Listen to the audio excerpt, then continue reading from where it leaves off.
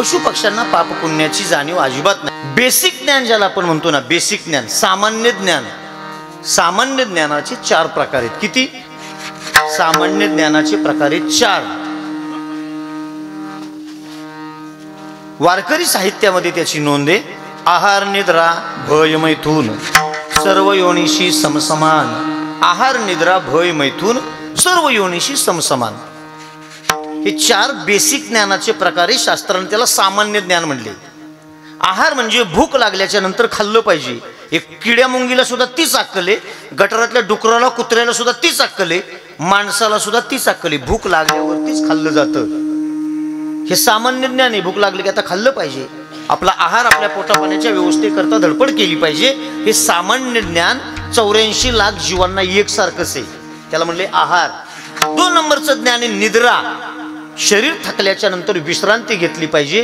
किड्या मुंगीपासून हत्तीपर्यंत सगळे जीव विश्रांती घेतात। आकाशामध्ये उडणारे पक्षी सुद्धा विश्रांती घेतात। पाण्यामध्ये पोहणारा मासा सुद्धा झोपतो, फक्त जावे त्याच्या वंशा तेव्हा कळे पाण्यातील मासा झोप घेई कैसा। जावे त्याच्या वंशा तेव्हा कळे, पाण्यातला मासा सुद्धा झोपतो, आकाशामध्ये उडणारा पक्षी सुद्धा झोपतो, माणूस सुद्धा झोपतो। किड्या मुंगीपासून हत्तीपर्यंत सगळे जीव झोपतात म्हणजे आराम करतात, त्याला 2 नंबरला म्हणले निद्रा, आहार निद्रा। 3 नंबरला आहे भय, स्वतःचा जीव वाचवण्याकरता प्रयत्न करणं। सगळे जीव स्वतःच्या जीवाची भीती प्रत्येक जीवाला आहे।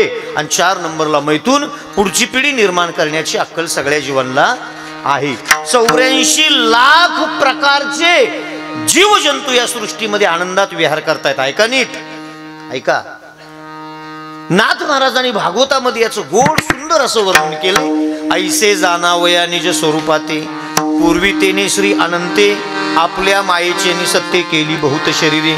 एकी केली भूचरे एकी केली खेचरे एकी केली जलचरे चराचरी ते बहु एक। जमिनीवरती सरपटणारे प्राणी तयार केले, आकाशामध्ये उडणारे प्राणी तयार केले, 4 पायाचे शिंगवाले केसवाले शेपटवाले पाण्यामध्ये पोहणारे प्राणी तयार केले।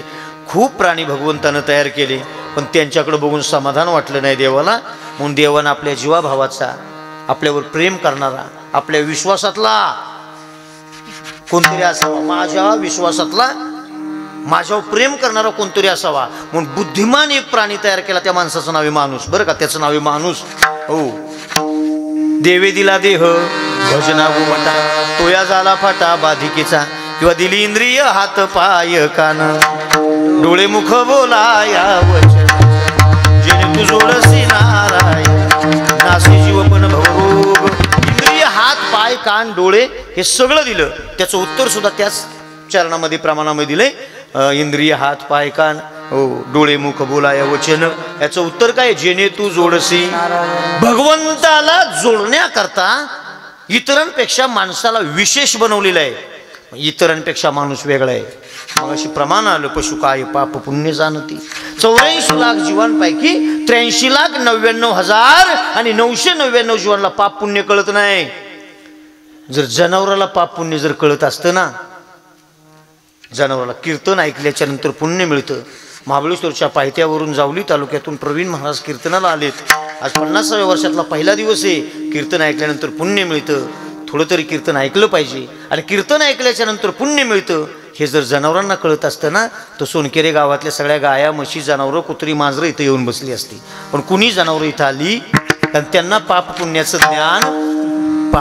ज्ञान त्यांना नाही। तुम्ही बसलाय, त्यांना पाप पुण्य कळतंय। हो, 4 शब्द देवाचे कीर्तनामधून ऐकले तर आपल्याला पुण्य मिळेल। म्हणून माणसालाच विशेष ज्ञान आहे, म्हणून माणसालाच जगतपित्या गोविंदाच्या प्राप्ती करण्याकरता प्राप्तीसाठी प्रयत्न करण्याची अक्कल आहे, आणि ते ज्ञान याच देहाला आहे।